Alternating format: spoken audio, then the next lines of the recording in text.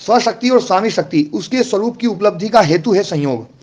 ये सूत्र ये बता रहा है, स्वशक्ति और स्वामी शक्ति उसके स्वरूप की उपलब्धि का हेतु संयोग है। स्वशक्ति के स्वरूप की उपलब्धि भोग है, स्वामी शक्ति के स्वरूप की उपलब्धि अपवर्ग है, भोग और अपवर्ग। और स्वामी शक्ति के स्वरूप की उपलब्धि बिना स्वशक्ति के स्वरूप की उपलब्धि के नहीं हो सकती है। तो पहले स्वशक्ति के स्वरूप की उपलब्धि जो है वो होती है, उसके बाद में ही स्वामी शक्ति के स्वरूप की उपलब्धि होती है। तो हमारा जो स्वशक्ति के स्वरूप की उपलब्धि तो हो ही रही है, वही भोग है। हम जो भोग में लगे हुए हैं ये स्वशक्ति के स्वरूप की उपलब्धि, पूर्ण स्वरूप की उपलब्धि भले ही नहीं है लेकिन फिर भी आंशिक तो है ही, और जितनी जितनी है उतने उतना भोग है। अब यहाँ पर इसी शब्द को, स्वरूप उपलब्धि को ही दर्शन शब्द से कहा गया है। तो दर्शन शब्द से कहा गया है तो उसमें एक, जब स्वशक्ति के स्वरूप की उपलब्धि है उसको अदर्शन कहा है, और स्वामी शक्ति के स्वरूप की उपलब्धि है उसको दर्शन कहा है। और एक बात और समझाइए इसमें कि स्वरूप की उपलब्धि होते ही संयोग समाप्त हो जाएगा, मतलब दर्शन होते ही संयोग समाप्त हो जाएगा। तो दर्शन जो है वो दर्शन रूपी कार्य ही अवसान है जिसका ऐसा है संयोग। संयोग जो है दर्शन होते ही समाप्त, दर्शन पर ही जिसकी समाप्ति हो, दर्शन उपलब्ध होते ही जिसकी समाप्ति हो जाए वो संयोग होगा। ये बात अच्छे से समझ लें, दर्शन होते ही अवसान हो जाएगा संयोग का। ये बात बिल्कुल क्लियर है या नहीं है?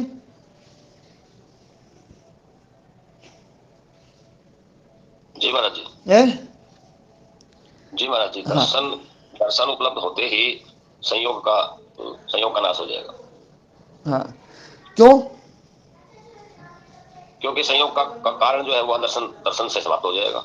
संयोग का प्रयोजन ही यही है, प्रयोजन खत्म हो जाएगा। हाँ, प्रयोजन समाप्त हो जाएगा। आपके पास में चेक रखा हुआ है बढ़िया 10,000 का, तो उसका प्रयोजन है वो 10,000 रुपये मिल जाए आपको। जब तक 10,000 रुपये नहीं मिलेंगे वो चेक आपका जो है ना वो है, आपने चेक दिया बैंक में, आपको 10,000 रुपये मिल गया, वो चेक जो है ना केवल कागज रह गया। अब वो चेक नहीं रहा, खत्म है कि नहीं बात सही? सही महाराज। हाँ, टोकन मिला था तो टोकन मिला समोसे का, या टोकन मिला कचौड़ी का, या टोकन मिला किसी और चीज का, आपने समोसा लिया, टोकन की वैल्यू खत्म। ऐसे ही संयोग जो है, संयोग का जो प्रयोजन है वो है स्वरूप उपलब्धि। स्वरूप की उपलब्धि ही हेतु है ना, स्वरूप की उपलब्धि का जो हेतु है वही संयोग है। तो हेतु मतलब जो प्रयोजन है वो प्रयोजन पूर्ण हो जाएगा, इसलिए दर्शन कार्यावसान संयोग, दर्शन कार्य पर अवसान है जिसका ऐसा वो संयोग। दर्शन रूपी जो कार्य है, कर्तव्य है, वही अवसान है जिसका ऐसा संयोग। तो इसलिए दर्शन जो है वो वियोग का कारण है, संयोग की निवृत्ति का कारण है, संयोग उससे निवृत्त हो जाता है। तो दर्शन कार्यावसान संयोग है, दर्शन वियोग से कारण मुक्तम, ये बात यहाँ पर विशेष है। और दर्शन जो है वो अदर्शन का प्रतिद्वंदी है। तो संयोग की निवृत्ति कराने वाला दर्शन है, तो अदर्शन जो है वो संयोग का कारण हो गया, अदर्शन संयोग का कारण हो गया। तो बात ये आई कि अदर्शन जो है वो संयोग का या बंधन का कारण, संयोग या बंधन, बंधन दो चीजों का होता है। बंधन में दो चीजें चाहिए, एक जो बंधने वाली है, एक जो बांधने वाली है। तो यहां पर ये जो संयोग है ये भी दो चीजों का है, तो दो चीजों का संयोग है, उसी को बंधन कहा गया। दो चीजें आपस में मिल गई, दो चीजें चिपक गई, वही बंधन है, तो वही संयोग है। और उस संयोग का कारण है अविद्या, इसलिए अविद्या को पाश कहा जाता है। अविद्या को पाश कहा जाता है, वो बांध देता है, अविद्या बांध देती है, दर्शन बांध देता है। तो अविद्या बांधने वाली है, और विद्या जो है उस अविद्या के बंधन को ढीला करने वाली है। विद्या या दर्शन कहें या तत्व ज्ञान कहें, वो उस अविद्या की रस्सी को काटने वाली है। तो उसके द्वारा रस्सी जब कटती है तो संयोग समाप्त, वियोग हो जाएगा, वही मुक्ति है। तो बंधन का अभाव, जो बंध यहां पर ये बात कही गई है, दर्शनस्य भावे, दर्शन के होने पर बंध कारणस्य, बंध का जो कारण है अदर्शन, तो स्वरूप उपलब्धि हेतु संयोग है ना, स्वरूप की उपलब्धि ही हेतु है जिसका ऐसा संयोग, स्वरूप की उपलब्धि ही प्रयोजन है जिसका, हेतु मतलब प्रयोजन है ना, पेन रखा करो, हेतु मतलब प्रयोजन। तो स्वरूप की उपलब्धि यही प्रयोजन है किसका? संयोग का। संयोग का जो है ना प्रयोजन जो है ना वो ये है कि स्वरूप की उपलब्धि उससे हो जाएगी। और स्वरूप की उपलब्धि को यहाँ पर इस शास्त्र में दर्शन शब्द से कहा गया है ना। और दर्शन शब्द से कहा है तो दर्शन ही इसका प्रयोजन है, संयोग का दर्शन ही प्रयोजन है। तो दर्शन पूरा हो जाए तो संयोग खत्म, प्रयोजन पूरा हो गया, है ना। जैसे अपन टिकट लेके गए, यात्रा होगी अपनी, तो टिकट की वैल्यू खत्म होगी ना। टिकट तो उसके लिए थी, यात्रा के लिए, यात्रा वो प्रयोजन पूरा हुआ, टिकट की वैल्यू समाप्त। ऐसे ही संयोग जो है ना वो स्वरूप की उपलब्धि के लिए, बस और किसी काम के लिए नहीं है, स्वरूप की उपलब्धि के लिए। और किस किस के स्वरूप की उपलब्धि? दो चीजों की स्वरूप की उपलब्धि है, एक स्वशक्ति और एक स्वामी शक्ति। देखो ऊपर लिखा हुआ है स्व स्वामी शक्तियों हो, है ना। पहले यही वाक्य है, स्वशक्ति और स्वामी शक्ति। देखो शक्ति शब्द का संबंध दोनों के साथ लगेगा, स्व और स्वामी के साथ। स्वशक्ति और स्वामी शक्ति के स्वरूप की उपलब्धि ही प्रयोजन है, जिसका ऐसा है संयोग। ठीक है, तो संयोग ने प्रयोजन पूरा कर दिया तो संयोग खत्म। तो इसलिए ये बात कही जाती है कि संयोग दर्शन को पैदा करता है। संयोग किसको पैदा करता है? और दर्शन पैदा हो गया तो संयोग समाप्त हो जाएगा। इसलिए दर्शन को वियोग का कारण कहा जाता है। दर्शन को क्या कहा जाता है? वियोग का कारण। संयोग को खत्म कर देता है वो। संयोग जो संयुक्त चीजें हैं उनको वियुक्त कर देता है, अलग अलग कर देता है। ठीक है ना। तो ये जो वियोग शब्द है, अलग अलग करना, इस वियोग शब्द के लिए इस शास्त्र में योग शब्द आता है। योग के लिए योग, वियोग के लिए योग शब्द है। यहाँ योग शब्द जुड़ने अर्थ में नहीं है, यहाँ पर योग शब्द अलग हटने अर्थ में है, जुड़े हुए को हटाने के अर्थ में है। लोग इसका अर्थ जुड़ना ले लेते हैं, वो गलत है। योग शब्द वास्तव में जुड़ने के लिए नहीं है, योग शब्द तो हटाने के लिए है। इसलिए कहा चित्त वृत्ति निरोध, चित्त वृत्ति को हटाओ। जब तक चित्त वृत्ति रहेगी संयोग रहेगा, चित्त वृत्ति हटी संयोग समाप्त। तो संयोग जो है ना ये दर्शन को पैदा करता है, दर्शन वियोग को पैदा कर देता है। ठीक है ना। और वियोग पैदा हो गया वही मुक्ति है। ठीक है। अब एक बात इसमें गंभीर बात और बताई थी मैंने अभी कि संयोग दर्शन को पैदा करता है, और दर्शन किसको पैदा करता है? दर्शन वियोग को पैदा करता है। तो दर्शन वियोग को पैदा करता है, तो संयोग को कौन पैदा करेगा? अविद्या।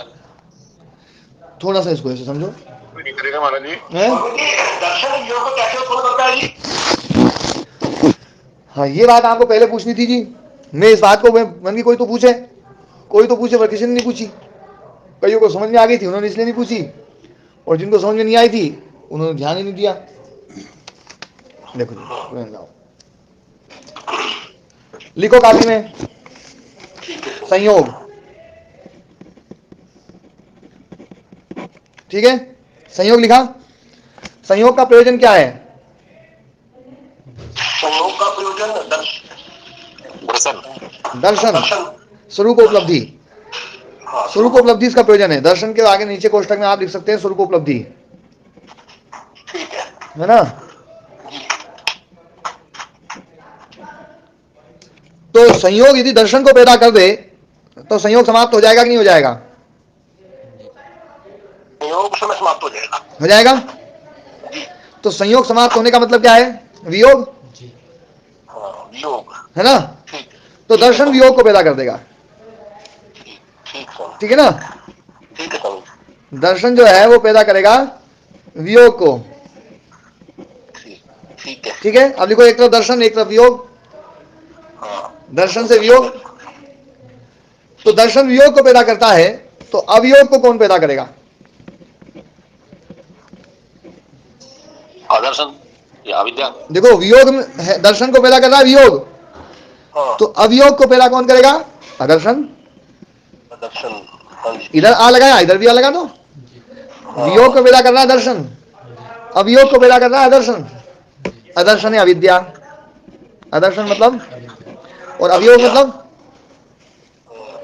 विद्या, नहीं, अवियोग जुड़ाव, संयोग, संयोग, संयोग। अवियोग मतलब संयोग। संयोग, ठीक है, अवियोग मतलब, तो अदर्शन ने संयोग को पैदा किया है। क्या? जी हाँ। दर्शन अविद्या ने संयोग को। अदर्शन या अविद्या ने संयोग को पैदा किया है। ये बात स्पष्ट हो गई, निकल गई बात ये, जी जी जी जी है ना, निकली? जी हाँ स्वामी अब ये जो अविद्या है, ये जो अदर्शन है, और ये जो ऊपर जो दर्शन है, ये दोनों प्रतिद्वंदी है। ठीक दर्शन और अदर्शन प्रतिद्वंदी है, तो दर्शन पैदा होते ही अदर्शन को खत्म करेगा वो। तो अदर्शन खत्म हो जाएगा तो अब ये हो गया संयोग जो है ना वो खत्म, फिर संयोग पैदा नहीं हो सकता, क्योंकि अब जो है अदर्शन खत्म हो गया है। यही बात कही है, देखो दर्शनस्य भावे, देखो उसमें दर्शनस्य भावे मिल गया। पहले पैराग्राफ में जी यहाँ पर लिखा जी हुआ है। महाराज बिल्कुल। ये क्या दर्शन से भावे है क्या? दर्शन से भावे, दर्शन के भाव, भाव मतलब उत्पन्न होने पर, भू धातु उत्पन्न होने अर्थ में आती है। स्वयं भू, भू स्वयं भू मतलब, स्वयं से उत्पन्न। हाँ भू मतलब उत्पन्न होना, स्वयं भू स्वयं से उत्पन्न हो जाए वो स्वयं भू, जी है ना। तो भू दर्शन से भावे, दर्शन के उत्पन्न होने पर, जी बंध कारणस्य, बंधन का जो कारण है, बंध कहो या बंधन कहो एक ही बात है ना। बंध कारणस्य अदर्शनस्य, बंध कारण जो है ना अदर्शन है, उसका नाश हो जाएगा। जी क्यों? क्योंकि प्रतिद्वंदी है जी ना। जी देखो इससे पहले लिखा हुआ है दर्शनम अदर्शन से प्रतिद्वंदी, दर्शनम अदर्शन से प्रतिद्वंदी लिखा हुआ है। जी क्या लिखा है? दर्शनम, अदर्शनम। दर्शनम अदर्शन से प्रतिद्वंदी, दर्शन जो है वो अदर्शन का प्रतिद्वंदी जी है ना। जी जी प्रतिद्वंदी जो है ना, तो वो आएगा तो वो हट जाएगा। जी तो दर्शन पैदा हुआ अदर्शन। तो अदर्शन खत्म हो जाएगा, ठीक है। जी जी अब अदर्शन खत्म हो गया तो दर्शन से भावे बंध कारण से अदर्शन से नाश हो जाएगा। इत्यतः, इसलिए दर्शन ज्ञानम कैवल्य कारणम उत्तम, इसलिए दर्शन ज्ञान को कैवल्य का कारण कहा है, क्योंकि दर्शन जो है ना बंधन का जो कारण है अदर्शन, उसको खत्म कर देता है। वो खत्म तो संयोग खत्म, जी जी। संयोग खत्म, ये है बस पूरा दर्शन। तो क्या पुनः फिर संयोग हो सकता है? अब संयोग तब होगा जब अदर्शन फिर से आए, तो उसका क्या कारण होगा? अदर्शन आ नहीं सकता, अविद्या पैदा नहीं हो सकती, जी अविद्या पैदा नहीं हो सकता। पैदा नहीं हो सकती, उसको कौन पैदा करे? हैं? कोई कर सकता है? अदर्शन को कोई पैदा नहीं कर सकता, न तो परमात्मा करेगा। परमात्मा के स्वरूप को अभी तक हम जितना समझे हैं, हाँ जी दयाराम जी, ओ महाराज जी। हाँ परमात्मा के स्वरूप को जितना हम समझे हैं, परमात्मा अविद्या पैदा नहीं करता है। जी बिल्कुल सही है सतीश जी, सतीश जी। जी बिल्कुल सही है जी, बिल्कुल सही हाँ, जी। परमात्मा अविद्या को पैदा नहीं करता है, आत्मा अविद्या को पैदा नहीं कर सकती, जी जी है ना। चित्त अविद्या को पैदा नहीं कर सकता, क्योंकि क्योंकि चित्त तो काम ही जब करता है जब संघात होता है, बिना संघात के चित्त कुछ नहीं काम कर सकता है। ये तो स्पष्ट हो गया, क्लियर हो गया। जी जी और संघात से पहले अविद्या चाहिए, जी संघात। अविद्या हो तब संघात हो, संघात हो तब चित्त कुछ काम करे, चित्त कुछ काम करे तब अविद्या पैदा करे, इसलिए इतरेतराश्रय दोष आएगा। इस दोष को बोलते हैं इतरेतराश्रय दोष। इतरेतराश्रय दोष का मतलब समझ में आया? महाराज जी बताया तो था, भूल गए, आप दोबारा बताओ। इतरेतराश्रय दोष, दयाराम जी, इतरेतराश्रय दोष ये है कि मैं ये कहूं कि दयाराम जी जब मेरे आश्रम में आएंगे तब मैं दयाराम जी के यहाँ जाऊंगा, जी और दयाराम जी कहें बोले गुरु जी जब मेरे आश्रम में आएंगे तब मैं गुरु जी के आश्रम में जाऊंगा। जी। अब बताओ कैसे आना जाना हो सकता है? शुरुआत कौन करे? शुरुआत कौन करे? नहीं, शुरुआत तो वो करेगा तो नियम टूट जाएगा। दोनों नियम बना रखा है, वो इसके आश्रित और वो इसके आश्रित, दोनों एक दूसरे के आश्रित जब हो जाएं तो वहां पर इतरेतराश्रय दोष आता है। जैसे ऐसा कहते हैं ना महाराज जी के पानी में घुसूंगा तब जब तैरना आ जाएगा, हाँ। और तैरना जब आएगा तो पानी में घुसेंगे। पानी में घुसेंगे, ये इस प्रकार की चीजें इतरेतराश्रय दोष है। मुर्गी पैदा हो तो अंडा पैदा हो, और अंडा पैदा हो तो मुर्गी पैदा हो, है ना, ये इतरेतराश्रय दोष है। तो ये इतरेतराश्रय जो दोष है, यदि हम ऐसा मान लें कि अविद्या को चित्त पैदा करता है, तो बिना अविद्या के चित्त अविद्या को पैदा नहीं कर सकता, क्योंकि चित्त में उत्पादन शक्ति जो है वो अविद्या के कारण से आती है। ये तो इसी सूत्र में कहा जाएगा, जो उत्पादक शक्ति है वो अविद्या के कारण से है। गुणों में उत्पादक शक्ति गुणों में प्रारंभ करने की शक्ति अविद्या के कारण से है। यूं नहीं है कि गुण पहले अविद्या को पैदा कर दें फिर उनमें उत्पादक शक्ति आए, संभव नहीं है। अविद्या ना हो। हाँ जी, महाराज जी, चित्त के विषय में तो ऐसा नहीं कहा जा सकता कि चित्त की स्थिति ही चित्त की सत्ता ही अविद्या के कारण, अविद्या नहीं तो चित्त होता ही नहीं। हाँ नहीं, आप ऐसा नहीं कहा जा सकता है। ऐसी कौन सी बात नहीं कही जा सकती कि चित्त की सत्ता ही नहीं है अविद्या के बिना तो। हाँ, अविद्या के बिना चित्त की सत्ता ही नहीं है। यथार्थता देखा जाए तो चित्त जो है ना, चित्त रूप में अविद्या के कारण से ही रहता है विद्या से संघात से फिर जी महाराज। है ना। तो इसलिए है ना, जो है अविद्या को ना तो ईश्वर पैदा कर सकता है, ना अविद्या को आत्मा पैदा कर सकती है, और ना अविद्या को ये जड़ प्रकृति पैदा कर सकती है। और तीन ही चीजें हैं, पूरा विद्या का असर है। है ना। तो इसलिए ये अविद्या एक बार खत्म होगी तो ये दोबारा पैदा नहीं हो सकती। जी, ठीक है, तो प्रारंभ काल में आखिर फिर ये कैसे आया? इसको अनादि मानते हैं। ये अविद्या है अनादि, क्या पहले ही से है। ये अनादि है। अब इसको अनादि तो माना जा सकता है कि नहीं माना जा सकता? जी, अनादि तो माना जा सकता है। क्योंकि इसको अनादि नहीं माने फिर तो और किसी को मत मानो, है? फिर तो परमात्मा को मत मानो, फिर तो आत्मा को मत मानो, प्रकृति को मत मानो। अनादि तो मानना ही पड़ेगा। और अनादि तो ये शास्त्र बार बार बोलता है। तो आत्मा मोक्ष के बाद फिर हैं? दोबारा संयोग नहीं हो सकता तब? हाँ, दोबारा संयोग नहीं हो सकता। तो कई सारे दर्शनों में तो ये कहा जाता है फिर से कई बार। हाँ, इस दर्शन में नहीं कहा जाता है। अभी अपन ये दर्शन पढ़ रहे हैं ना, कई सारे दर्शन जो है ना, वो दर्शन जो है वहां पर वो जो आएंगे जब उनको पढ़ लेंगे। जी, पर ये जो दर्शन है वो तो ये मानता है बिल्कुल स्पष्ट रूप से जी, कि फिर पुनरावृत्ति संभव नहीं है ना। नीचे वाले सूत्र में ही कहा है, देखो ये देखो, ये बंध कारणाभावात् न पुनरावर्तते, जी, है ना। इससे अगले वाले सूत्र में तस्य हेतु अविद्या, बंध कारण का अभाव होने से न पुनरावर्तते, पुनरावृत्ति संभव नहीं है। ये बंध कारण का अभाव ही हो गया, कारण ही खत्म हो गया। ये तो योग जो है ना, ये ऐसा है, बंधन के कारण को खत्म कर देता है, कारण ही नहीं रहा है। न रहे बांस न बजे बांसुरी। हाँ, तो इसलिए जो है ये दर्शनस्य भावे, दर्शन के उत्पन्न होने पर बंध कारणस्य अदर्शनस्य नाशः, बंध कारण जो अदर्शन है उसका नाश हो गया। इत्यतो दर्शन ज्ञानम कैवल्य कारणम उक्तम, इसलिए दर्शन ज्ञान को कैवल्य का कारण कहा गया है। अब किम चेत अदर्शनम नाम, यह दर्शन क्या है? अदर्शन क्या है? तो उत्तर दे रहे हैं, किम गुणानाम अधिकारा, गुणों का अधिकार। अधिकार शब्द प्रारंभ के लिए आता है। अधिकार शब्द किसके लिए आता है? प्रारंभ के प्रारंभ के लिए।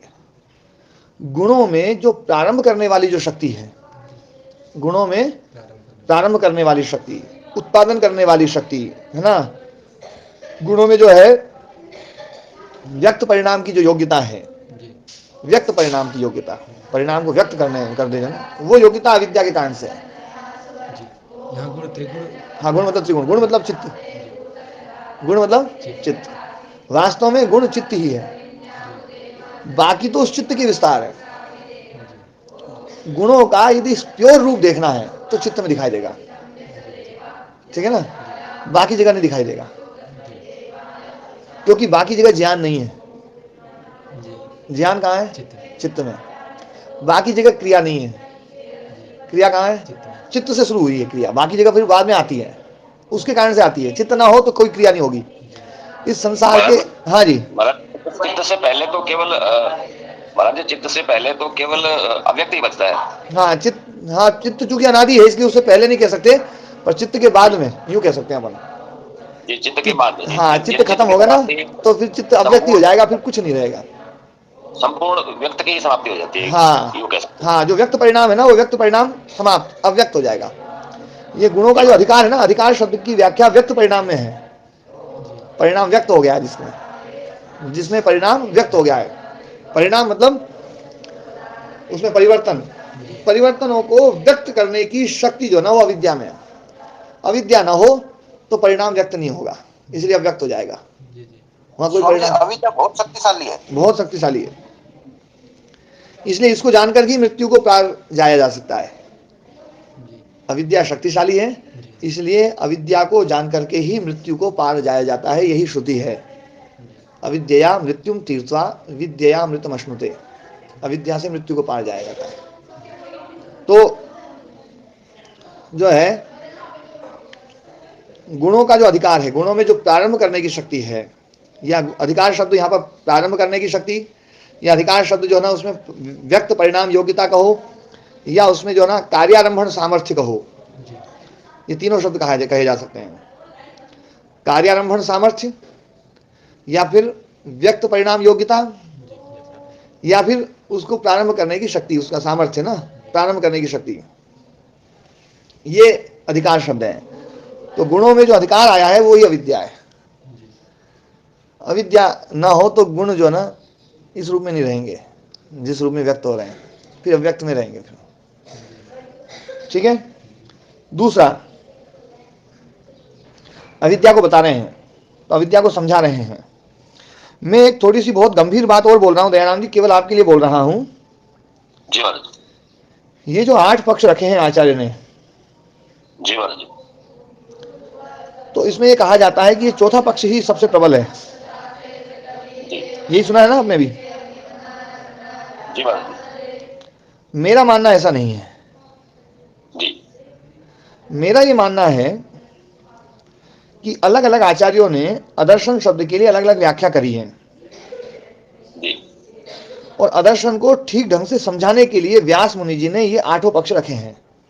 जी। यूं नहीं है कि 7 पक्षों का खंडन किया हो, एक बार भी ऐसा नहीं है कि भैया 7 पक्षों का खंडन किया हो। खंडन के किसी रूप में सारे पक्ष ठीक है। हाँ, खंडन के रूप में नहीं किया है। जी जी महाराज। ये 8 पक्ष समझ करके हम अविद्या को समझ सकते हैं।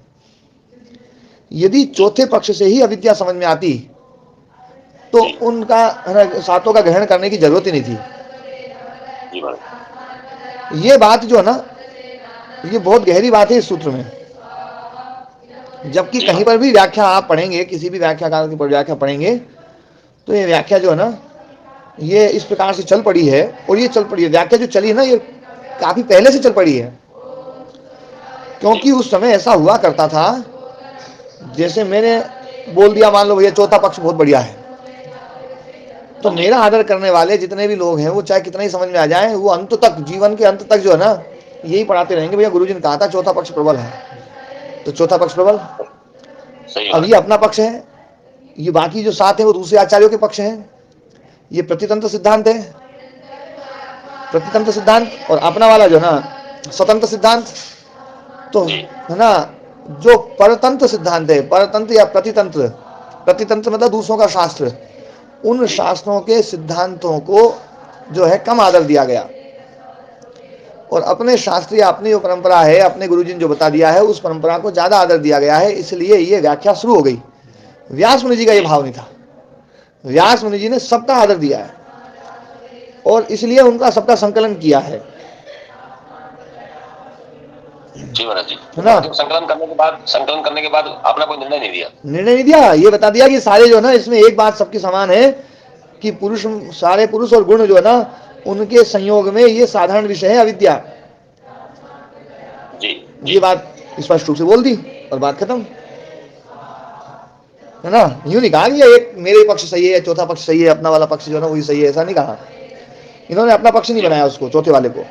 बाद के कालखंडों में व्यास मुनि जी के भाष्य को पढ़ाने वाले जो बड़े बड़े आचार्य रहे होंगे, उनको चौथा वाला पक्ष बढ़िया लगा होगा, उन्होंने जो है उसका ना उसको स्थापित किया होगा, और वो स्थापना चल पड़ी।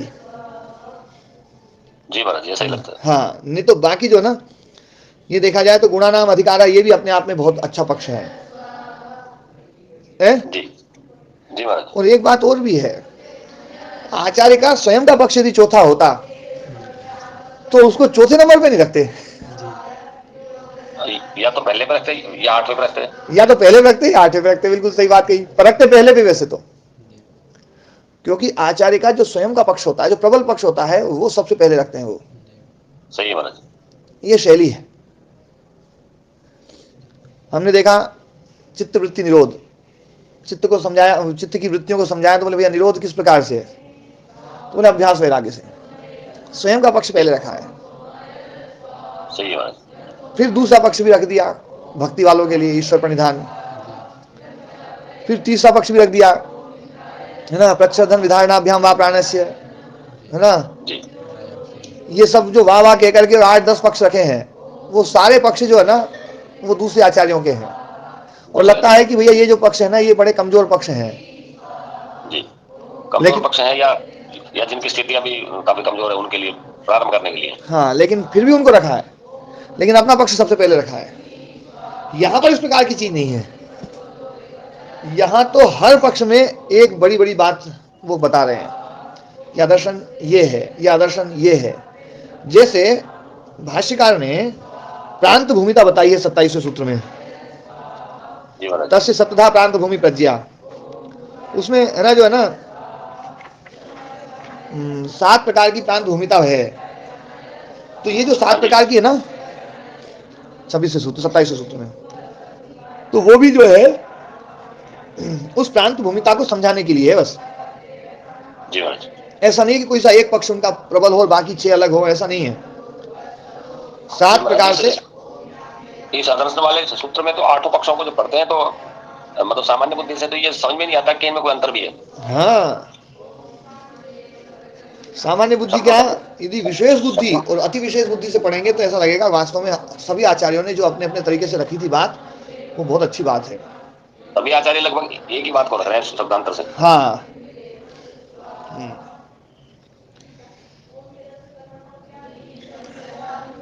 वैसे तो जब मैं योग दर्शन शुरू में पढ़ा मैंने, तो मुझे चौथा पक्ष जो है ना वो मुझे सबसे कमजोर लगा। सही कह रहे हैं महाराज, मेरे साथ में हुआ। चौथा पक्ष बन गया, ये चौथे पक्ष को सबसे प्रमुख बताया और ये सबसे कमजोर है। और कोई मुझे तो इस पर चर्चा करने वाला को मिला नहीं, इसलिए मैं तो चुप रहा। पर चूंकि गुरु जी बहुत जोर के मिले थे हमें, तो वो जो है ना बड़ा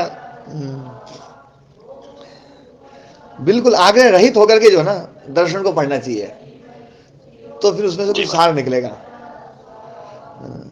लेकिन महाराज आग्रह रहित होकर पढ़ना बहुत कठिन है।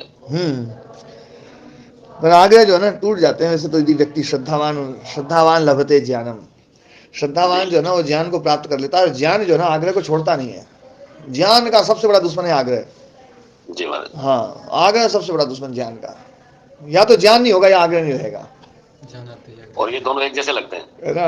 और बड़ी गजब की बात है, आग्रही आदमी भी अपने आप को ज्ञानी मानता है, तो वो थोड़ा सा ना हंसी आती है फिर उनकी, यार चलो ठीक है ये भी सही है।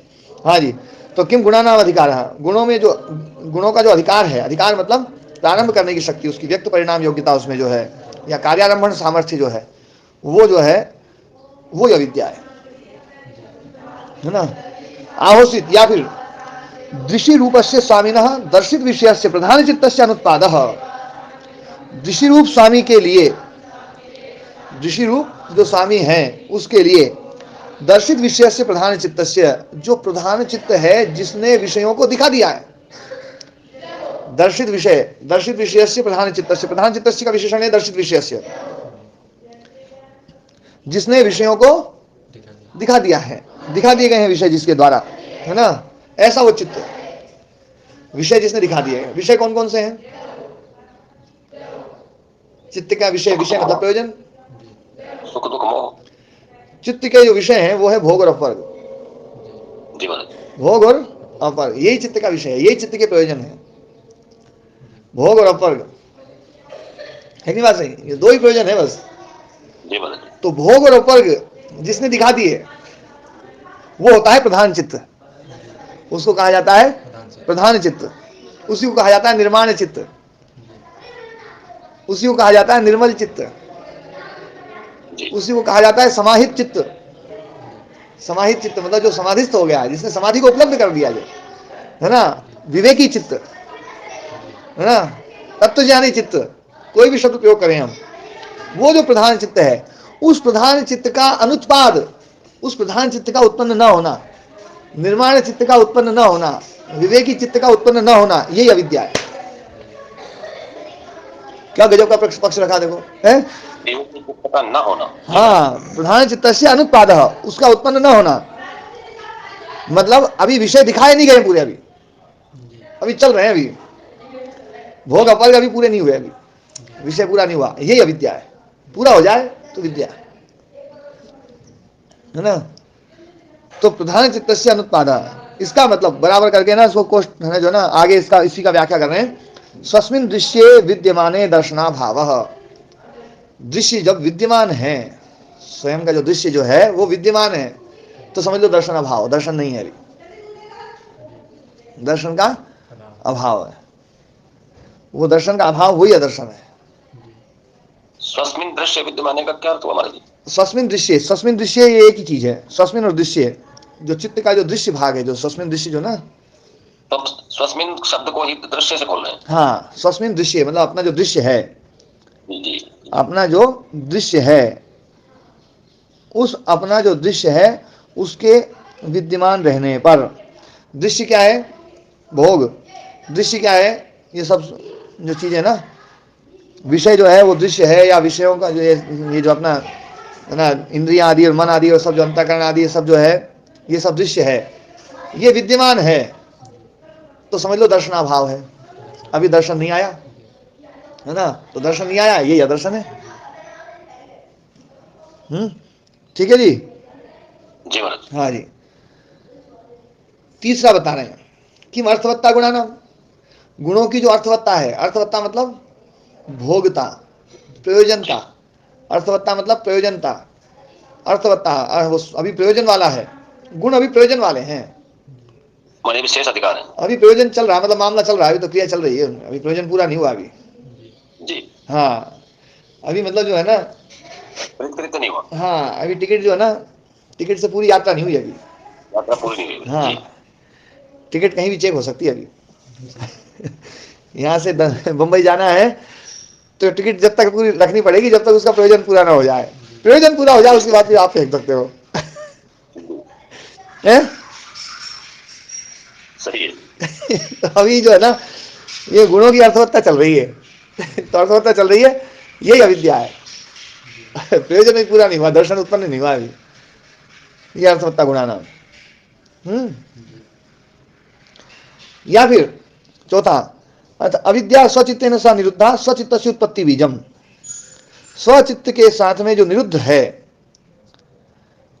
जब चित्त इस शरीर को छोड़ करके जाता है तो उस अवस्था में चित्त की जो अवस्था होती है वो लगभग निरुद्ध अवस्था जैसी रहती है। क्षिप्त, मूढ़, विक्षिप्त, एकाग्र, निरुद्ध, ये 5 अवस्थाएं हैं चित्त की, सुनिए ना। जी जी। तो उन 5 अवस्थाओं में जो निरुद्ध अवस्था है, तो उस निरुद्ध अवस्था जैसा वाला चित्त हो जाता है जब मृत्यु होकर के शरीर को छोड़ता है चित्त, तो उस अवस्था में वैसी अवस्था रहती है। या फिर है ना, एक धरती समाप्त होती है और फिर बनती है, उस अवस्था में भी चित्त जो ना वो निरुद्ध रहता है। मतलब बात यह है कि मृत्यु के बाद में चित्त जो ना निरुद्ध अवस्था में रहता है, और वो जो निरुद्ध है वो अविद्या के कारण से है। स्वचित्तेन सा निरुद्धा, जब वो निरुद्ध है तो अविद्या भी निरुद्ध है, उस अवस्था में समाप्त नहीं है, केवल निरुद्ध है, समाप्त नहीं है। माने बीज रूप में रहती है। हाँ संस्कार रूप में वो अभी है, वो तो है ना, उसमें है। स्वचित्त से उत्पत्ति बीजम, वो अपने चित्त की उत्पत्ति का बीज बनती है। उत्पत्ति मतलब उसकी जो ना उसकी विस्तार का, उत्पत्ति शब्द, हाँ उसका विस्तार का बीज बनती है ना, तो उसके विस्तार का बीज बनती है, या यूं कहें कि उसके धर्म लक्षण अवस्था परिणाम का बीज बनती है। विस्तार कहो, धर्म लक्षण अवस्था परिणाम कहो, है ना, कुछ भी कह दो, उसका बीज जो है ना ये अविद्या है। चित्त में धर्म लक्षण अवस्था परिणाम आ रहा है, उसका मूल कारण कौन है? अविद्या। हाँ ये जो चौथा जो है ना सब, ये जो है ये उत्पत्ति शब्द जो है ना, जब हम धर्म लक्षण अवस्था परिणाम अर्थ करते हैं तो ये समझ में आता है जी, वरना तो उत्पत्ति से कोई नई चीज की जो सत्ता मान लेते हैं। हाँ फिर चित्त अनादि नहीं रहेगा जी महाराज, और फिर तो पूरा प्रोसेस ही गड़बड़ा जाएगा। ओ महाराज जी, हाँ ओम जी ओम। निरुद्धता 2 प्रकार की होगी फिर तो, एक अविद्या वाली निरुद्धता और एक विद्या वाली निरुद्धता, ऐसे कह सकते हैं? मतलब एक मृत्यु के कारण से जो निरुद्ध अवस्था हो जाती है, वो तो अविद्या वाली है ना, जैसे हम निद्रा में भी निरुद्ध हो जाते हैं, निद्रा में भी एक निरुद्ध अवस्था जैसी अवस्था हो जाती है, तो 3 हो गई, है ना। तो ये निरुद्ध अवस्था ये सब प्रकार से निरुद्ध है, और निरुद्ध अवस्था से जैसे ही चित्त आता है तो अविद्या के द्वारा वो जो चित्त है ना, उस चित्त में धर्म लक्षण अवस्था परिणाम आने शुरू हो जाते हैं, उसमें क्रिया शुरू हो जाती है, उसमें सब कुछ शुरू हो जाता है। तो इसको एक ही प्रकार माना जाए। और फिर वो जो विद्या से निरुद्ध होता है वो उसको मोक्ष कहना पड़ेगा फिर हमें। जो विद्या के द्वारा जो निरुद्ध होता है, उसमें भी जब वापस हम आते हैं, निरुद्ध अवस्था से वापस हम जब आते हैं, असंप्रज्ञात समाधि से जब वापस लौटते हैं, तो फिर अविद्या अपना काम करती है। अविद्या आंशिक रूप से तो रहती ही है, मैं हूं का बोध रहता ही है, वापस आता है मैं हूं का बोध, तो ये अविद्या है। जब तक चित्त खत्म नहीं होगा, जब तक अविद्या का क्या हम उसको बिल्कुल पूरा खत्म तो कैसे माने। पर उस समय अविद्या का प्रभाव बहुत न्यून हो जाता है, न्यूनाति न्यून है ना। विद्या जो है ना वो अपने प्रभाव में पूरी धीरे धीरे आ जाती है। तो महाराज जी, विद्या से जो निरुद्ध किया गया चित्त है उसके बाद वो निर्माण चित्त शेष रहता है, ऐसा कह सकते हैं? हाँ, वो निर्माण चित्त जो होता है वहां पर जो है ना, मतलब अविद्या का जो सबसे पवित्रतम रूप है बस वो शेष रहेगा। बाकी जी महाराज। ना, हाँ, बाकी अविद्या जो ना, फिर वो अविद्या क्लेश के रूप में न रह करके अविद्या जो ना, जो मतलब किसी चीज को उत्पन्न नहीं कर पाएगी। अविद्या में जो प्रारंभ करने की शक्ति है, उत्पादन करने की शक्ति है, वो समाप्त हो जाएगी। ये तो देखो क्या है, एक समझने की चीज है, प्रोसेस है ये ना, कि जब निरुद्ध अवस्था से जब चित्त वापस आता है, तो जो ना, जैसे हमने अपन ने माना था कि असंप्रज्ञात समाधि जो ना, जो प्रकृति लय है और ना विदेह है, विदेह और प्रकृति लय एक ना अलग प्रकार की योनियां हैं, तो उसमें भी तो चित्त निरुद्ध ही रहता है। जी महाराज। रहता है नहीं रहता है? महाराज जी, इसमें पूज्य गुरुदेव से कई बार चर्चा हुई है, तो गुरुदेव ऐसा कहते हैं कि यदि कोई संप्रज्ञात समाधि का अभ्यस्त हो गया, तो जब वो व्युत्थान अवस्था में आएगा तो वो एकाग्रता की स्थिति में पूर्णतया नहीं रह सकता। लेकिन यदि असंप्रज्ञात समाधि का यदि उसको अभ्यास हो गया, तो असंप्रज्ञात से जब व्युत्थान में आएगा तो वो हमेशा मतलब व्यवहार काल में भी एकाग्र स्थिति में रहेगा। और एकाग्र स्थिति से जो नीचे आएगा फिर वो विक्षिप्त अवस्था में रहेगा। ऐसा कहते हैं कि एक जिस मतलब सर्वश्रेष्ठ स्थिति में जिसमें रहा है, उससे नीचे वाली स्थिति में व्यवहार काल में उसका होना संभव है। हाँ। वरना तो संभव होता। जी महाराज। मतलब एक सीढ़ी नीचे गिरेगा, उससे दो सीढ़ी नहीं गिरेगा। जी महाराज। हाँ। या यूं कहेंगे एक के नीचे तक ठहर पाना संभव रहेगा। हाँ, पर जो ना देखो, असंप्रज्ञात समाधि एक साधन भी है और असंप्रज्ञात समाधि एक सिद्धि भी है। जी महाराज। असंप्रज्ञात समाधि को यदि हमने साधन बनाया तो हम मोक्ष की तरफ बढ़ जाएंगे, और असंप्रज्ञात समाधि को यदि सिद्धि के रूप में हमने स्वीकार किया जी। तो हम विदेह और प्रकृति लय होकर के जितना हमने मेहनत करी है उतने हिसाब से जो ना, उतने कालखंड तक हम असंप्रज्ञात समाधि में रहेंगे और फिर से वापस इस जन्म में आ जाएंगे और फिर बंध कोटि में आ जाएंगे। जी महाराज। और वो जो बंध कोटि है ना, उसमें स्व अपना जो चित्त है वो फिर से है ना, जो है ना धर्म लक्षण अवस्था परिणाम को प्राप्त होता है, वो अविद्या के कारण से होता है। यही बात यहाँ पर बताई गई है। जी। ठीक है। जी महाराज। फिर पांचवा, किम स्थिति संस्कार क्षय गति संस्कार अभिव्यक्ति। स्थिति संस्कार और गति संस्कार। स्थिति संस्कार का मतलब है गति की निवृत्ति है। जी महाराज। और गति संस्कार का अर्थ है कि स्थिति की निवृत्ति। स्थिति की निवृत्ति या गति की प्रवृत्ति। जी, दोनों एक दूसरे के मतलब दोनों एक ही बात है। गति प्रवृत्ति, गति की प्रवृत्ति हो गई तो स्थिति की निवृत्ति हो जाएगी, और स्थिति की प्रवृत्ति हो गई तो गति की निवृत्ति हो जाएगी, है ना। तो स्थिति संस्कार का क्षय होने पर गति संस्कार की जो अभिव्यक्ति है वही अविद्या है, और गति संस्कार की निवृत्ति होने पर जो स्थिति संस्कार की अभिव्यक्ति है वही अविद्या है। अविद्या इनको घुमाए रहती है, कभी गति को और कभी स्थिति को, है।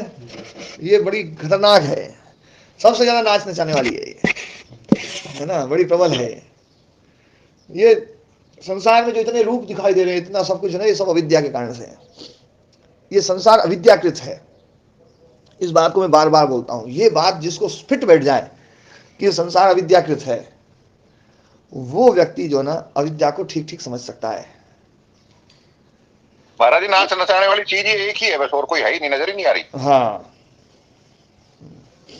तो स्थिति संस्कार का क्षय होने पर गति संस्कार की जो अभिव्यक्ति है वो अविद्या है। तो यह तो इदम उत्तम जो कहा गया है प्रधानम स्थित्यैव वर्तमानम विकाराकरणात् अप्रधानम स्यात्। गुणों को प्रधान कहा जाता है। क्यों प्रधान कहा जाता है? क्योंकि सब कुछ इसी के द्वारा बनता है ना। सारे कुछ जो है वो इसी के द्वारा प्रधीयते, प्रधीयते मतलब जन्यते विकार जातम अनेन, जिसके द्वारा सारे विकार जात उत्पन्न होते हैं वो है प्रधान। तीनों गुणों को प्रधान कहा जाता है। और एक अव्यक्त को भी प्रधान कहा जाता है। अव्यक्त को प्रधान जो ना कहा जाता है वो सब कुछ उसी में लीन होता है, इसलिए उसको प्रधान कहा जाता है। पर यहां पर तीनों गुणों को भी प्रधान कहा जाता है। ये शब्दावली के कारण से कई बार जो है ना भ्रम हो जाता है।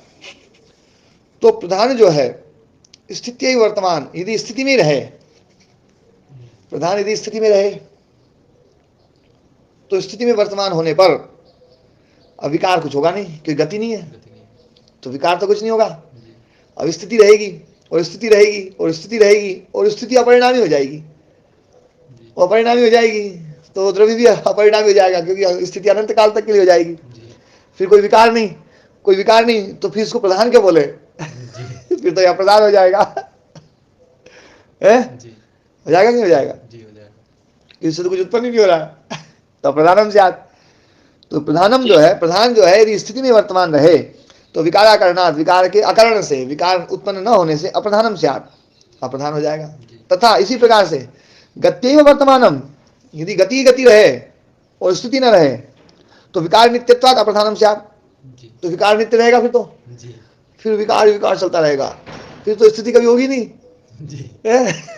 तो वो भी जो ना नित्य हो जाएगा, तो फिर वो प्रधान हो जाएगा। तो उभयताचार से प्रवृत्ति, इसलिए अविद्या की जो प्रवृत्ति है ना, ये दोनों प्रकार की, इस प्रधान की जो प्रवृत्ति दोनों प्रकार की है, गति में भी और स्थिति में भी, है ना। अस्य प्रवृत्ति प्रधान व्यवहारम लभते, इसी से प्रधान व्यवहार को प्राप्त होता है, न अन्यथा अन्य प्रकार से नहीं होता है। और यही अविद्या है। अविद्या क्या हो गई? स्थिति संस्कार का क्षय और गति संस्कार की अभिव्यक्ति, पहला। और दूसरा है गति संस्कार का क्षय और स्थिति संस्कार की अभिव्यक्ति।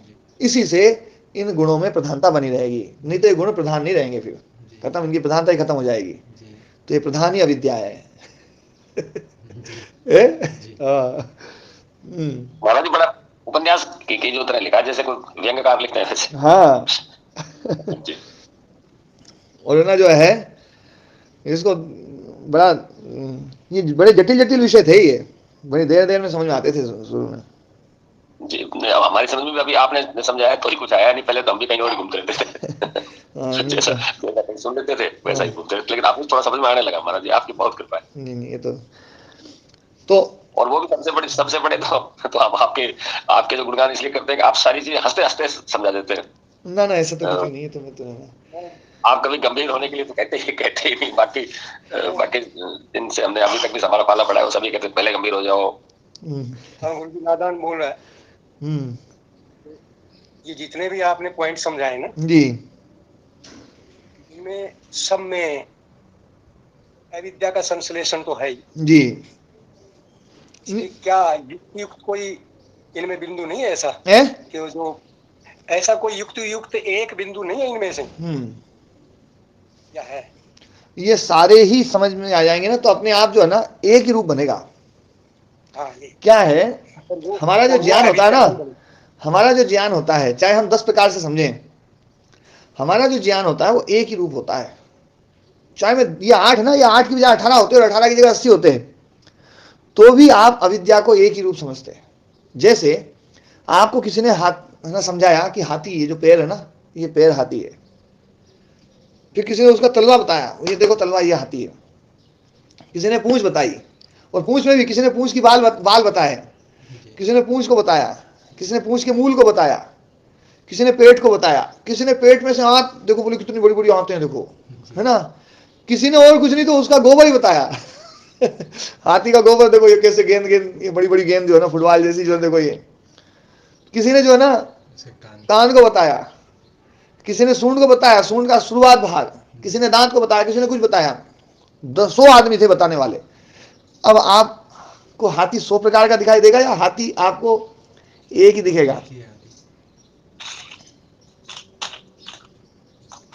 क्यों जी देवदत्त जी? हाथी तो एक ही है सर, एक ही। और आपको भी जो ज्ञान होगा ना वो एक ही होगा। 100 प्रकार से समझाया गया है, 100 प्रकार से समझाया गया, तो आपको फट ही हो जाएगा कि ये 100 प्रकार एक ही चीज को समझाने के लिए है। इसलिए मैं हमने हाथी खूब देखा था, हमने हाथी खूब देखा था जब कर्नाटक के जंगलों में गए और वहां जब उसके गोबर को देखा तो समझा अच्छा ये तो हाथी की एक अलग क्वालिटी समझ में आई, क्योंकि पहले कभी हाथी का गोबर नहीं देखा था। तो वो गोबर जो ना जंगल में जाते थे घूमते हुए तो है ना उसको है ना ठोकर मारते जाते थे। वो बिल्कुल गेंद जैसा होता है, फुटबॉल जैसा है ना, मतलब बड़ी फुटबॉल थोड़ी छोटी फुटबॉल, और उसको गेंद मारते रहो है ना, उसमें मारते रहो, अच्छा ठोस होता था वो, बढ़िया उड़कता था गोल गोल, और वो बहुत देर में फूटता था, जब तक फूटता जब तक कोई दूसरी गेंद आ जाती थी।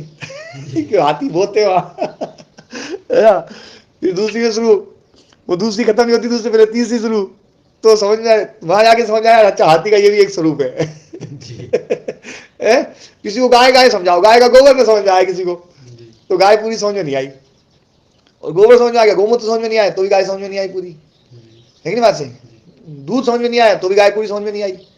तो ऐसे ही अविद्या को अलग अलग प्रकार से समझा रहे हैं, और ये समझा करके आपके भीतर जो ज्ञान होगा ना वो केवल एक ही होगा, इसमें अलग अलग नहीं होगा, और ये सब युक्त युक्त हैं, इनमें किसी को भी हम ऐसा नहीं कह सकते कि ये युक्त युक्त नहीं है। तो दोनों प्रकार की जो प्रवृत्ति है, स्थिति संस्कार क्षय, गति संस्कार अभिव्यक्ति, या गति संस्कार क्षय और स्थिति संस्कार अभिव्यक्ति, ये पांचवा विषय है, इसमें ध्यान रखना, ये जो ना ये दोनों प्रकार की जो प्रवृत्ति है यही अविद्या है। प्रधान व्यवहारम लभते, उसी के द्वारा प्रधान व्यवहार को प्राप्त होता है, ना अन्यथा, अन्य प्रकार से नहीं, किसी एक को मान ले तो नहीं होगा। कारणांतरेषु की कल्पितेषु ऐसा समानस चर्चा है ना, जो ना और दूसरे कारणांतर जो है ना, कारणांतर मतलब जो अन्य विचार जो जहां पर और जो चर्चाएं हैं ना, तो वहां पर भी ये समानस चर्चा, चर्चा एक समान है। चर्चा, चर्च शब्द जो ना विचार के लिए आता है, चर्च मतलब विचार, हमारा चर्च लिया है वहां अंग्रेजों ने, चर्च वहां पर विचार करते होंगे।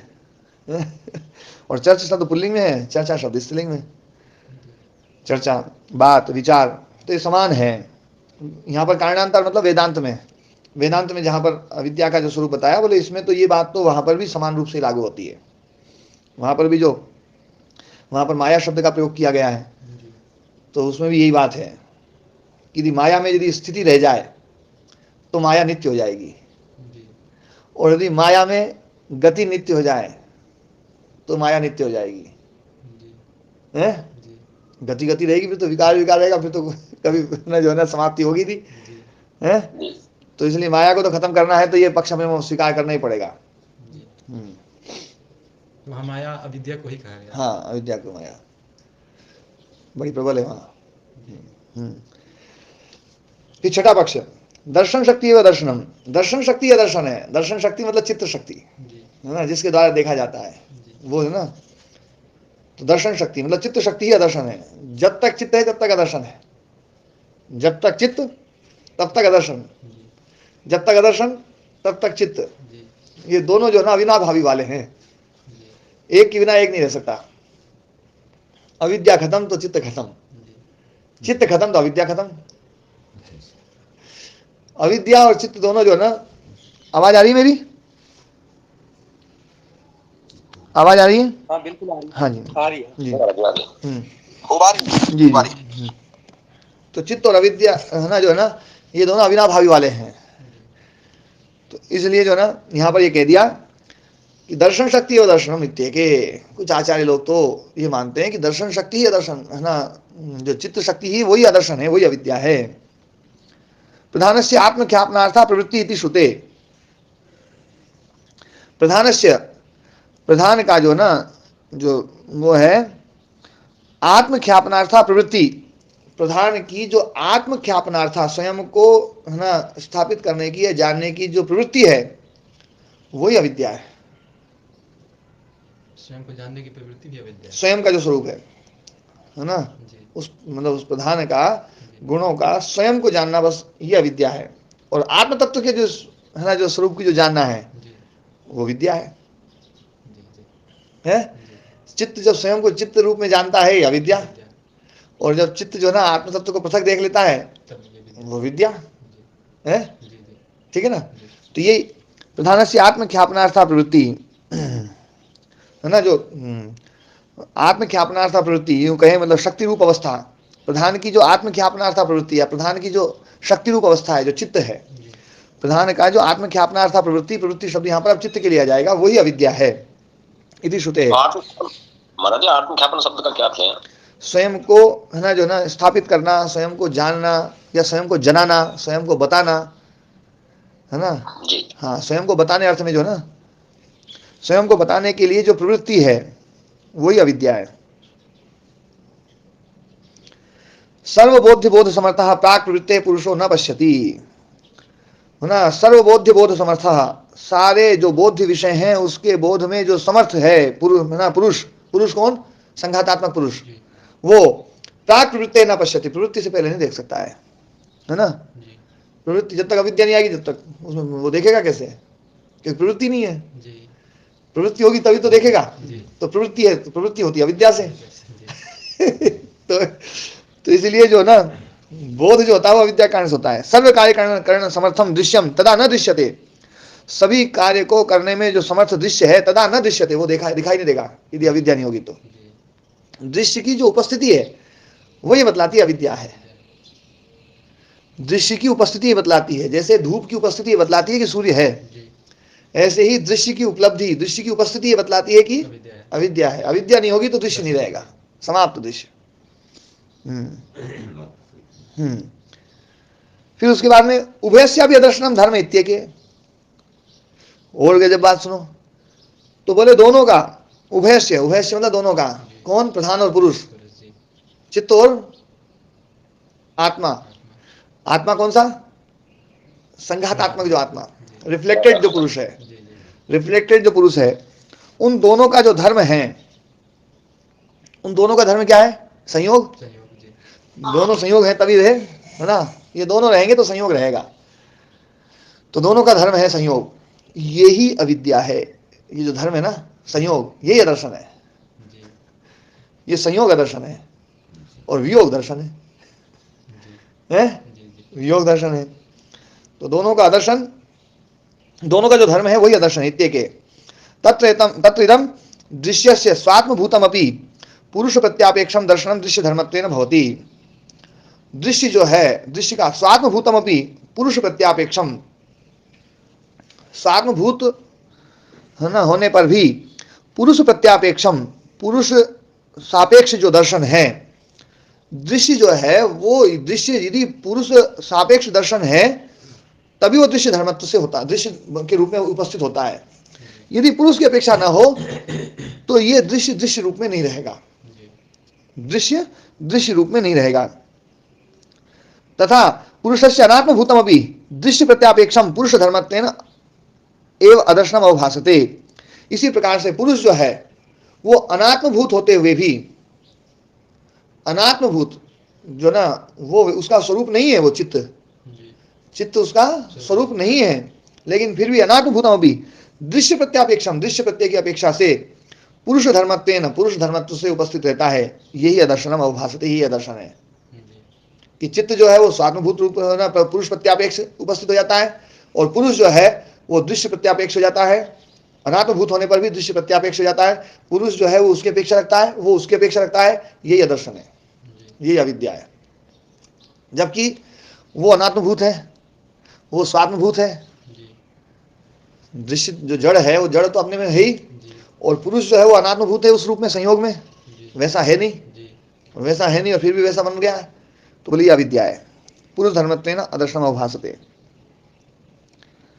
फिर उसके बाद में 8वां कह रहे हैं दर्शन ज्ञानम एवं दर्शनम, जो भी ज्ञान है जन्य ज्ञान, विवेक ज्ञान को छोड़ करके, यहां पर दर्शन ज्ञान जो है ना, विवेक ज्ञान को, पृथकता का जो बोध है उस पृथकता के बोध को छोड़ करके बाकी जितना भी जो दर्शन ज्ञान है संयोग वाला, वो सब अदर्शन है। इति केचित अभिदधति, ऐसा कुछ लोग बोलते हैं।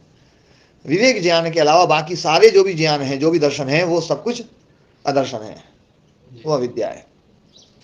ये भी एक पक्ष रख दिया। इत्येते शास्त्रगता विकल्पाः, ये सारे शास्त्रगत जो विकल्प हैं, है ना, तत्र विकल्प बहुत्वम एक। हाँ जी, क्या महाराज जी 8 और एक बार थोड़ा सा और समझिएगा। हाँ, दर्शन ज्ञानम एवं दर्शनम, यहाँ पर जो है ना विवेक ख्याति को छोड़ करके, क्योंकि विवेक ख्याति जो है ना ये संयोग को तोड़ने वाली है। बाकी जो है वो संयोग को जोड़ने वाला, संयोग को जोड़ने वाला जो भी दर्शन ज्ञान है, क्योंकि संयोग की चर्चा चल रही है इसलिए संयोग वाली चर्चा ला करके यहां पर व्याख्या कर रहे हैं कि दर्शन ज्ञानम एवं अदर्शनम, दर्शन ज्ञान ही अदर्शन है, जो ज्ञान है वो अदर्शन है। मतलब यहां पर अदर्शन जो है ना वो दर्शन प्रकार का है, दर्शन जैसा है। जैसे अब्राह्मणम आनय, अब्राह्मणम आनय मतलब अब्राह्मण को लाओ, तो ब्राह्मण सदृश, ब्राह्मण भिन्न और ब्राह्मण सदृश, तो अदर्शन मतलब दर्शन भिन्न और दर्शन सदृश। तो दर्शन भिन्न मतलब विवेक ख्याति से भिन्न। महाराज वहाँ एक था एकमेव दर्शनम ख्यातिरेव दर्शनम। हाँ, एकमेव दर्शनम ख्यातिरेव दर्शनम, जो ना ये शांति का सूत्र है। दर्शन उसको कह रहे हैं शायद यहाँ के, जो दर्शन जैसा लगता है लेकिन दर्शन है नहीं। हाँ, दर्शन नहीं है, मतलब वो विवेक ख्याति के अलावा बाकी जितने भी ज्ञान है वो सारे का सारा ज्ञान अदर्शन ही है।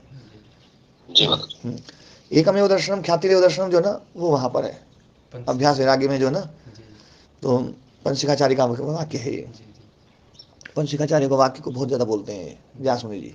व्यास मुनि जी पंचशिखाचार्य के बिल्कुल एकदम पट्ट है ना, जो ना बिल्कुल एकदम, जैसे कई लोग होते हैं ना कि कोई किसी का बिल्कुल फैन होता है, तो वैसे व्यास मुनि जी पंचशिखाचार्य जी के फैन थे। और जब भी दर्शनम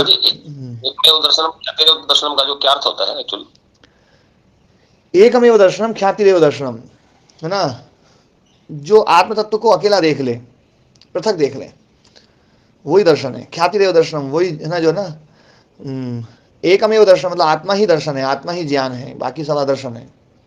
आत्म ख्याति ही केवल एकमात्र दर्शन है। हाँ, बाकी तो ज्ञान के रूप में कुछ और ही है। हाँ जी, वैराग्य विषय में यहाँ पर है ना, जो ना वो चर्चा चली है अभ्यास और वैराग्य विषय में, है ना। एकमेव दर्शनम ख्यातिरेव दर्शनम। जी महाराज।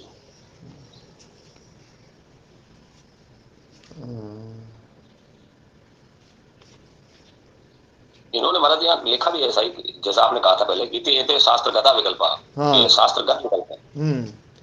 शास्त्र ऐसे ही किसी ने कल्पना मात्र कर लियो जी, यानी आठवीं जो विकल्प दिए हैं ये सारे ही शास्त्र सम्मत है जी। एक थोड़ी सी शंका है। हाँ पूछो। बहुत सीरियसली उसका आप एनालाइज करना। जी जी।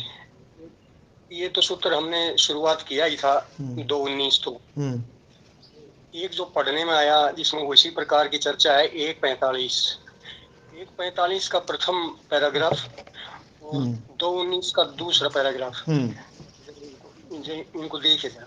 एक मिनट में पहले कुछ एक अलग सूत्र देख रहा हूँ। एकमेव दर्शनम ख्यातिरेव दर्शनम, अविशिष्ट वृत्ता पुरुषः तथा एकमेव दर्शनम ख्यातिरेव दर्शनम, है ना। एकमेव दर्शनम और ख्यातिरेव दर्शनम जो है ना, जब अविशिष्ट आत्म तत्व को, अविशिष्ट मतलब अभिन्न चित्त के साथ में जो ना आत्मा को एक देखना, ऐसा दर्शन जो है ना वो हो जाता है, तो वो है वृत्ति सारूप्यता। वृत्ति सारूप्य में यहाँ पर एकमेव दर्शनम ख्यातिरेव दर्शनम शब्द यहाँ पर प्रयोग किया है, तो ना जो है तो दो चीजें एक दिखाई दे जाए, दो चीजें एक दिखाई दे जाए, तो वो हमें दर्शन लगता है। अस्मिता की स्थिति, अस्मिता की स्थिति, वो हमें दर्शन लगता है जी, है ना। दर्शन शब्द यहाँ पर आत्मा के लिए है, दर्शन शब्द आत्मा के लिए है। एकमेव दर्शनम, वृत्ति और आत्मा एक ही बन गए, एकमेव दर्शनम, एक ही आत्मा हो गई। ख्यातिरेव दर्शनम, जो ख्याति है, चित्त वृत्ति है, वही आत्मा हो गई है। वृत्ति सारूप्य में जो ना इतरत्र, उस अर्थ में यहाँ पर एकमेव दर्शन ख्यातिरेव दर्शन शब्द। जो आपने पहले अर्थ बताया तो उससे ये एकदम विपरीत हो गया, क्योंकि वो प्रसंग के हिसाब से था। प्रसंग वहां पर वृत्ति सारूप्य मित्रत्व में कहा गया है, तो वृत्ति सारूप्य, इसलिए मैंने आपसे पूछा। हाँ, वृत्ति सारूप्य मित्रत्व जो ना उसमें ये ना वो पड़ा है, तो वहां पर वृत्ति सारूप्यता अर्थ में जो वृत्ति सारूप्य हो जाता है तो एक ही हो जाता है, तो एकमेव दर्शन के वाक्य प्रयोग किया गया। हाँ, वृत्ति सारूप्य में एकमेव दर्शन, एक ही हो गई आत्मा, वृत्ति और वो आत्मा एक ही हो गई है।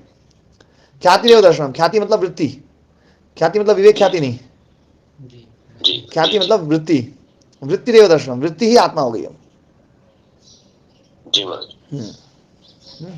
हाँ जी, आपका जो है ना 45वां सूत्र है ना जी,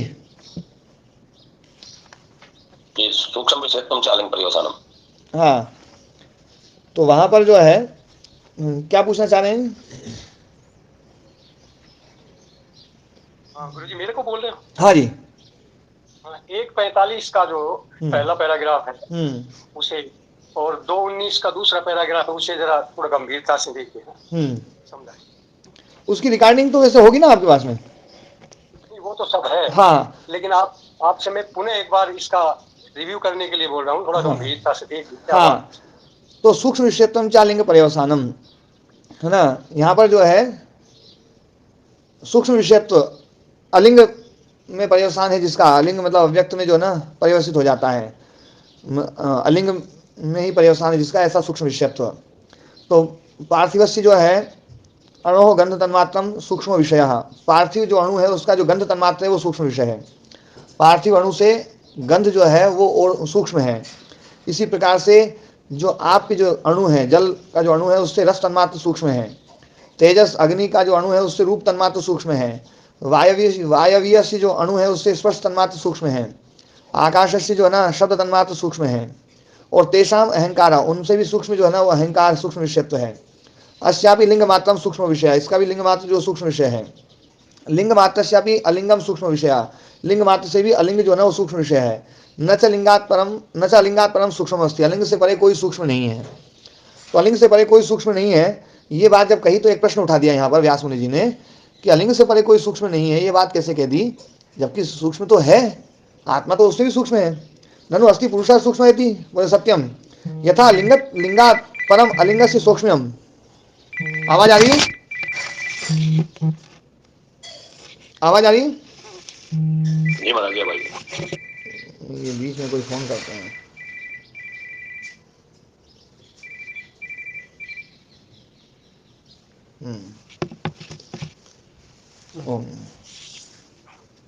तो पुरुष जो है सूक्ष्म है, वह सत्यम यथा लिंगात परम अलिंग से सूक्ष्म न च एवं पुरुषस्य, लिंग से परे जो अलिंग है उस लिंग की अपेक्षा से जो अलिंग का सूक्ष्म है वैसा पुरुष का नहीं है।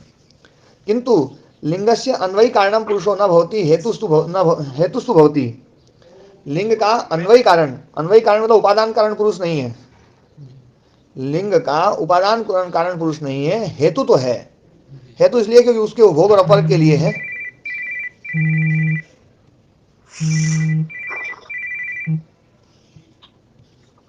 पर हेतु तो है, हेतुस्तु भवति। अतः प्रधान सूक्ष्म निरतिशय व्याख्याता, इसलिए प्रधान में जो सूक्ष्म की निरतिशयता व्याख्यात की गई है। तो यहाँ पर जो है ना जो दृश्य है, भूतोर इंद्रिया, या यूँ कहे कि विशेष अविशेष लिंग मात्र और अलिंग, इन चारों चीज़ों में जो है ना यहाँ पर सूक्ष्मता दिखाई गई है। आत्मा को इससे बिल्कुल पृथक रखा गया है, आत्मा की तुलना यहाँ पर नहीं की गई है।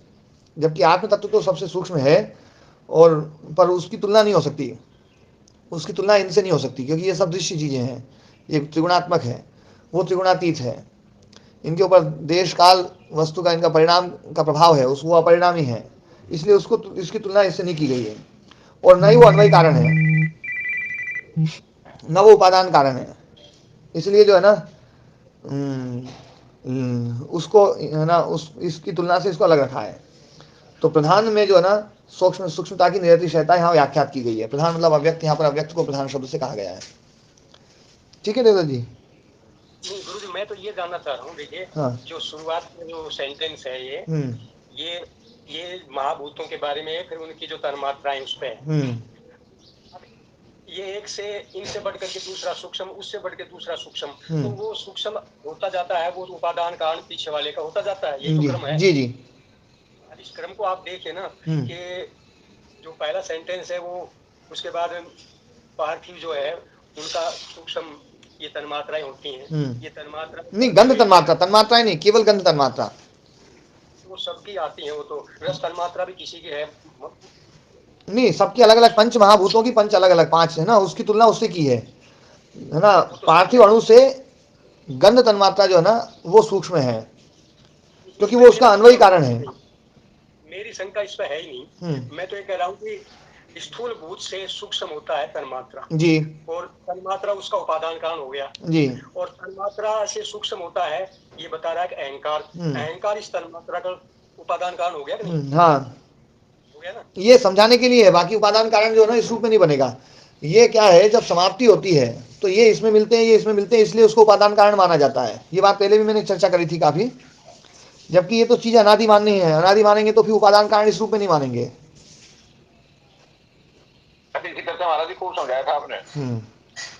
वो आपने पहले समझा दिया होगा, मैं तो ये पूछ रहा हूँ, मैं अभी इसका थोड़ा अध्ययन कर रहा हूँ तो जी। और अब इसके चलो ये तो हो गया, इसके बाद आइए 2:19 पर तो देखिए। दूसरे पद का। हाँ 19 तो यही है। हाँ बताओ। 2:19 से शुरू कर दीजिए। तो ये तो बहुत बड़ा सूत्र है, तो इसको तो कल करेंगे क्योंकि अभी समय ही हो गया है। बहुत बड़ा नहीं करा। हाँ। 2:19 का दूसरा हाँ सिर्फ जी, शब्द तन्मात्रा में। आप 2 सेंटेंस लीजिएगा जी। शब्द तन्मात्रम, स्पर्श तन्मात्रम, रूप तन्मात्रम, रस तन्मात्रम, गंध तन्मात्रम चेति एक द्विश चतुष्पंच लक्षणा शब्दादय पंच अविशेषा षष्ठस्य अविशेषो अस्मिता मात्रा थी। और एक अगला है। हाँ, एक सत्ता मात्र से आत्मनः महतः, जो महत स्वरूप है, जो ज्ञान रूप है। आत्मना शब्द का अर्थ यहाँ पर जो है ना ज्ञान रूप है ना, ज्ञानात्मक सत्ता जो है ना। तो सत्ता मात्र से, जो सत्ता मात्र है, सत्ता मात्र मतलब जो भोग और अपवर्ग के लिए है, ऐसा जो महत्त्व है, उस महत्त्व के 6 अविशेष परिणाम है, उसके जो 6 अविशेष परिणाम है। अब देखिए आप बोल रहे हो ये उसके परिणाम है 6। तो यहाँ पर जो शब्द तन्मात्रा, ये सारी तन्मात्राएं हैं, ये क्या इस महत्व का परिणाम है? हाँ, इस महत्व का परिणाम है। इसमें परिणाम किस प्रकार से है ये थोड़ा सा समझ लें कि महत्व से पहले अहंकार, और अहंकार से फिर ये है ना जो है 5 और, एक तो अहंकार बन गया और एक अहंकार परक बन गया। देखिए उधर तो आपने बताया, पढ़ा है, समझाया कि ये तन्मात्राओं का उपादान कारण एक तरह से अहंकार ही बोल रहा है वहां तो जी। उस वाक्य में, व्यास भाष्य में। और यहाँ पर ये कह रहा महत्व है इन 6 का, जिसमें 6 में ये सब 5 तन्मात्राएं। ये क्या मामला है? नहीं, ये बिल्कुल सही है, इसमें क्लियर है, कोई दिक्कत नहीं है। इसको कल मैं आपको समझा भी दूंगा भले ही। पर ये जो है ना जो अविशेष है ना, इनको अविशेष इसलिए कहा गया है क्योंकि ये विशेष, मतलब अविशेष शब्द का अर्थ आप क्या समझते हैं? इनसे आगे और परिणाम है गुरु जी, हाँ, इनको अविशेष कहा जाता है। इसलिए अविशेष कहा है। यदि ये अंतिम परिणाम होते ना तो ये अविशेष नहीं कहा जाता, और फिर ये 6 नहीं गिनते। फिर यहाँ पर, यहाँ जो ये 6 गिने हैं, ये इसलिए गिने हैं क्योंकि इन 6 के ही अंतिम परिणाम हैं। ये स्वयं अंतिम विकार नहीं है। अंतिम विकार जो है वो 16 है, और उन 16 का जो विकार का हेतु है ये 6 है। और इन 6 का हेतु जो है ना वो महत्त्व है, इसलिए वो लिंग मात्र है। और वो लिंग मात्र का जो है ना फिर वो है ना एक अलिंग है। मुझे ऐसा भी कहा जाता है कि अलिंग को प्रकृति मात्र कहा है, और ये जो 6 है ये प्रकृति और विकृति है, और 16 जो है वो मात्र विकृति है। हाँ, ऐसा कह सकते हैं। पर है ना जो ना विशेष का अर्थ होता है विकार, विशेष का अर्थ होता है विकार, जी। और अविशेष का अर्थ होता है विकार का हेतु। जी। ठीक है ना। लिंग का अर्थ होता है बोधक, गमक, जो किसी का बोध कराए, वो है लिंग। और अलिंग है जो किसी का बोध ना कराए, अव्यक्त। अव्यक्त। इनकी व्याख्या है यहाँ पर विशेष मतलब विकारों की।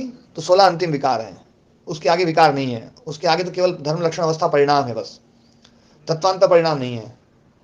अंतिम तत्वांतर परिणाम 16 हैं, और उन 16 का जो है ना जो अन्वयी कारण है वो है 6, इसलिए उनको अविशेष कहा है।